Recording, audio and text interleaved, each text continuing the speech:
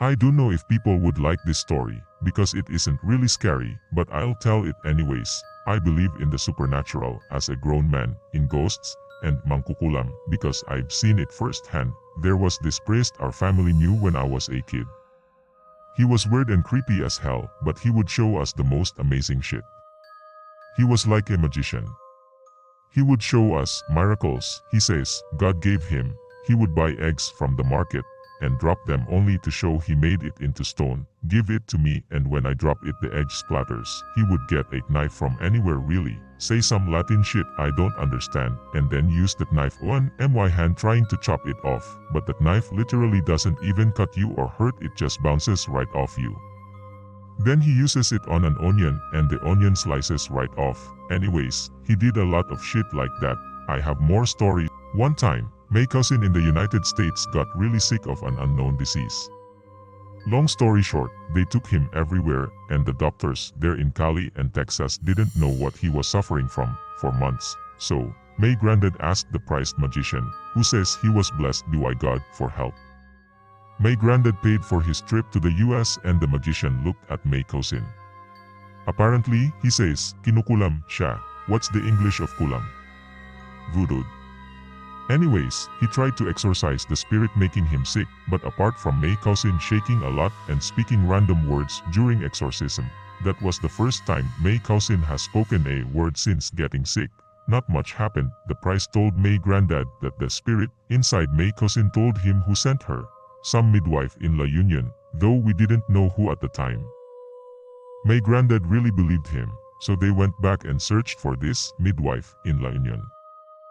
We narrowed it down and we found a person related to us because my cousin's father knew her from back then, and we confronted her. I went with them. Long story short, again, she admitted to the Kulam, which amazed me. She says she did it because my cousin's father's brother was a womanizer, and she was one of the victims. She says he ruined her family, though she admits she just suspected him of destroying her reputation with her family members. Anyways, we got her to promise to reverse the Kulam after a few threats, and yeah, my cousin got well within 3 weeks, though he was in a coma-like state for so long he forgot a big chunk of his childhood, which is kinda sad. He forgot Tagalog and only speaks English now. He forgot much of his days growing up in the Philippines. Anyways, because of that, this priest guy became my friend of the family for decades. He gave us anting-anting, which he says gives you protection and luck, and he had to cast a spell on it with Latin vernacular for 2 weeks to make it for us. He went to our place to do prayer meetings with my granddad, who you could guess at this point is very religious. The reason why he did that for us for no reason was apparently not just because he was a friend, but for something bigger. He said one of us was to inherit his powers. To inherit his powers, he says, he will regurgitate a little Bible book from his mouth, and you're supposed to eat the book, and from then on will be blessed with miracle-making acumen, but you will be cursed to be poor for the rest of your life. So yeah, we didn't want it, lol.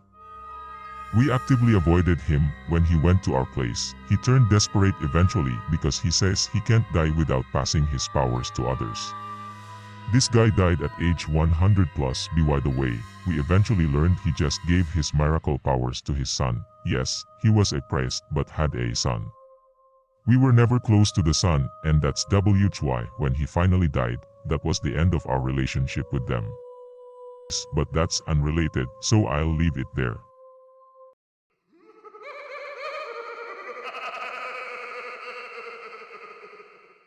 Happened years ago. I was attending this ASS along Espana, and every year before graduating may pa-retreat sa Batangas.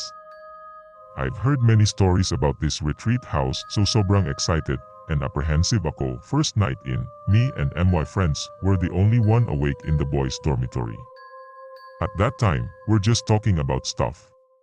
We resolved na we wouldn't sleep, kasi sobrang edgy namin at that time, and enjoy each other's company while it lasted. Now, yung only source of light lang namin ay yung banda sa bunk beds namin. Rest of the dorm, sarado na. Outside's pitch dark since lights out na. No one's outside na talaga kasi bandang 1 AM na yun eh. So habang nag-uusap kami, biglang tumahimik. They would call it parang may dumaang anghel. And then suddenly, I heard a woman outside. She's sobbing and it sounds like she's dragging chains with her. Maririnig mo talaga yung hit ng metal sa stone floor. Biwa the sound of it, she's walking towards the door of the boys' dorm. Maririnig mo talaga yung hagulgol niya, kinilabutan ako. Akala ko ako lang nakakarinig pero pagtingin ko sa friends ko, they were shocked too. The woman was approaching the door and stopped just outside. For a minute, no one's moving. The cries were suddenly gone, we freaked out and was really scared. I don't really believe in ghosts at that time, so we thought of many possible explanation of the source of that CRY. We checked for other sources, baka may nakabukas na laptop or cellphone that may be the source of the CRY, pero wala kaming nakita. Plus, it's pitch black outside. Girls' dormitory was nearby pero I doubt no one would be brave enough to go outside. And why the heck is it dragging chains? Marami akong tanong pero in the end, I am convinced na may multo talaga. October 23, 1999. Tandang-tanda ko ang petsa. Nagising ako ng past midnight kasi yung radyo may static sound na, nag-sign off na ang radio station.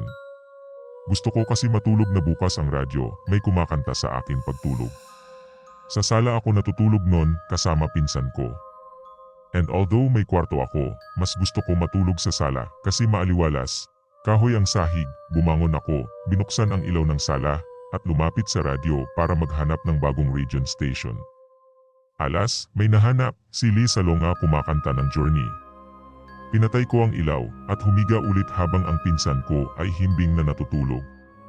Nakaharapak sa kwarto ko na nakahiga at pumikit ng mata habang pinakikinggan kanta ni Lee. Hindi umabot ng 2 minuto, may nahirig ako yapak ng mga paa sa kwarto ko. Parang siya bumangon sa higaan at tumayo. May folding bed kasi doon sa loob ng kwarto. Hindi ko lang pinansin ang yapak kasi naisip ko baka guni-guni ko lang nun. Subalit, nagsunod-sunod ang yapak niya sa loob ng room ko. Alam ko yapak ng mga paa kasi kahoy ang sahig namin at sa sahig mismo kami natutulog tapos maya-maya narinig ko na napalakas ng palakas ang yapak sa sahig. Alam mo yung tunog ng ambulance na pag malakas ang tunog ay paparating na siya at humihina pagpapalayo. Ramdam ko na ang yapak niya ay palabas ng kwarto ko at naglalakad palapit sa akin. Madilim sa salak kasi pinatay ko ang ilaw at hindi ko dinilat ang mga mata ko kasi ayoko makita kung anuman o sinuman nakatayo sa paanan ko. Nang huminto ang yapak ng mga paa, nagbitaw siya ng salita na "P-S-S-S-T".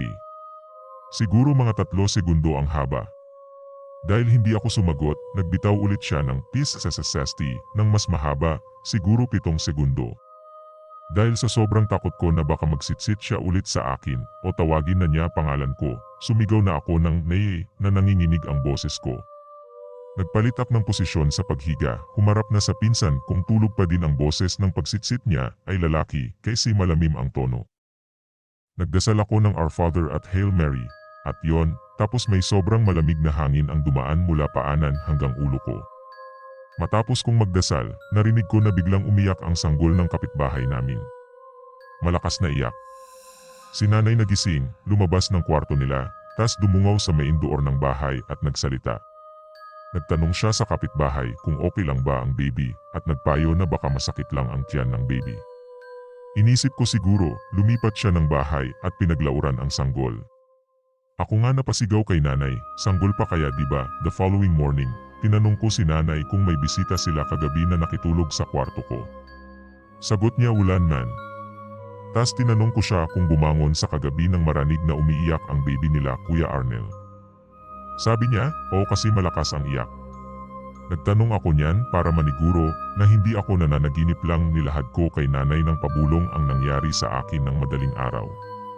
Sa Waray dialect, bungolan mamarati, bingilang sana ang nakikinig, storytelling. Kinabukasan din, nagyaya si nanay ng mga matatanda sa amin para magdasal. Yung dasal na may kasama pang Latin verses, simula noon, naniniwala na ako na may mga taong hindi natin nakikita pero nagpaparamdam sa atin. Siguro kaibigan, kamag-anak o kakilala natin na nakalimutan na nating ipagdasal o nagpahiwatig ng kanilang pagpanaw.